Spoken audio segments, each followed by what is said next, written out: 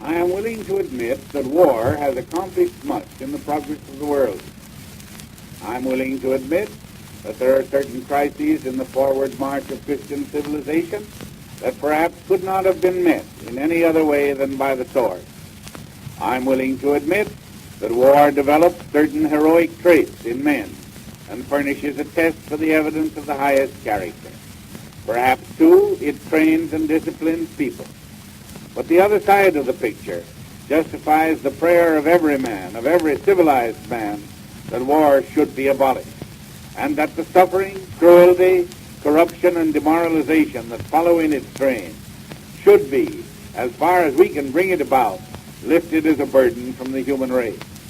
It is our duty to take every legitimate and proper step we can to persuade the nations of the world to settle their controversies in some other way.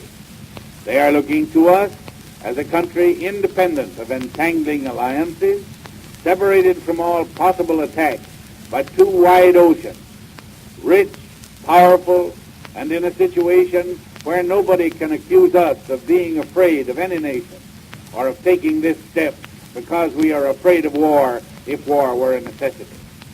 It is the common people of the world that are interested in this business. They know when we have war, it is they that have to bear the burden.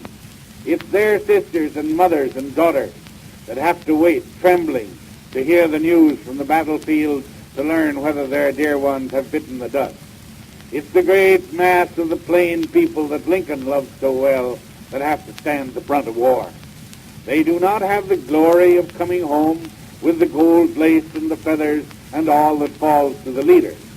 They are not elected presidents because they happen to be successful. They know the demoralization that follows in the wake of war.